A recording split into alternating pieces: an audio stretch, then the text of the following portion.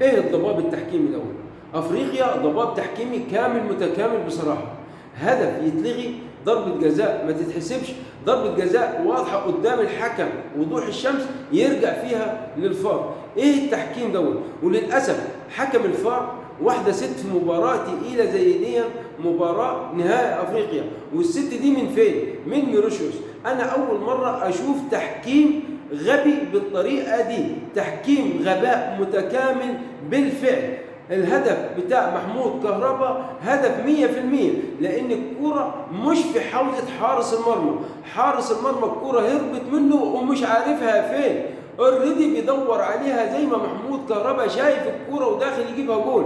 محمود كهربا لحظه ما بيجيب الكوره جول وهو بيحط ايده عليها، دي مش مشكله محمود كهربا، دي مشكله حارس المرمى ومشكله التحكيم ومشكله حكمة الفار اللي هي من ميروشيوس. فبالتالي الهدف يتحسب 100%، ولكن حكمة الفار واحدة ست لازم تحط اللوكيشن بتاعها عشان خاطر تتعرف، عشان خاطر تبقى مصدر ازعاج، تبقى مصدر الكرة هدف ولا مش هدف. حكمة الفار عملت ايه؟ حكمة الفار من فين؟ خلاص يا ستي عرفناكي من ميروشيوس، ولكن احتسابك لعدم الهدف احتساب خاطئ منك، تقدير خاطئ منك، لان اوريدي محمود كهربا دخل على الكرة وحارس المرمى كان لسه ما لمسهاش بايده. محمود كهربا هو بيشوط الكرة في الجول، كان حارس المرمى بيحط الكرة على ايده، يبقى كان بيحط ايده على الكرة حارس المرمى، يبقى كده اوريدي هدف صحيح ما يتلغيش من النادي الاهلي. ولكن التحكيم في ضباب كبير جدا جدا جدا، افريقيا بصراحه هابط جدا التحكيم. نيجي لضربه الجزاء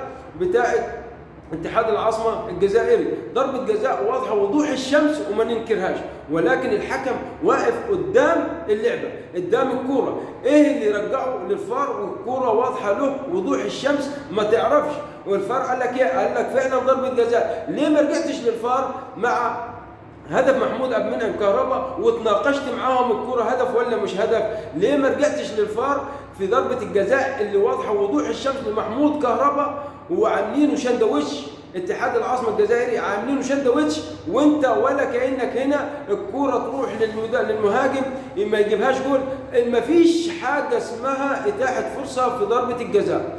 ضربه الجزاء ما فيش حاجه اسمها اتاحه فرصه، ما دام شايفها ضربه جزاء تتحسب ضربه جزاء، لان بالفعل محمود كهربا مستحوذ على الكوره تماما ولاعيبه اتحاد العاصمه ماسكينه وعاملينه شندويش. اذا ضربه جزاء للنادي الاهلي اكيده. مش بنبرر النادي الاهلي، لا، النادي الاهلي كان سيء ما كانش بحالته، لان النادي الاهلي في احلال وتجديد وفي لعيبه جدد دخلوا له، ولكن ما بنقولش الاهلي ما كان سيء، الاهلي كان سيء، ولكن التحكيم كان اسوأ من المباراه وكان اسوأ من النادي الاهلي. لا، لعيبه النادي الاهلي ما فيش حماس، في رعونه، مفيش تواضع، في استكبار على الكوره، مفيش حساب للجمهور، في لا مبالاه. اللعيبه متشبعه بطولات، لعبه النهائي وهي لا مبالاه لجمهور النادي الاهلي، لا مبالاه للمدير الفني، لا مبالاه لمجلس اداره النادي الاهلي. لعبوا المباراه برعونه كده وخلاص وباستهتار. ما شفناش لعيبه النادي الاهلي بالطريقه دي من زمان. شفنا لعيبه الاهلي كلهم متراخين، كلهم كسلانين، ما عندهمش ايجابيه قدام ال 18 للخصم، كلهم بيتراخوا عند خط ال 18، يا اما يلعب الكوره بكل سذاجه، يا اما ما يهدفهاش كويس، يا اما يسددها تسديده اي كلام. ما فيش الا غير التسديده الوحيده اللي هي عملها امام عاشور، وهي الوحيده اللي امام عاشور دي، ما فيش ثاني، اللي محمود كهربا جابها هدف وما اتحسبش للاسف. لكن مجمل المباراه النادي الاهلي كان سيء ومعترفين بكده، ولكن التحكيم كان اسوأ من النادي الاهلي وكان اسوأ من مباراه نهائي بالحجم دون.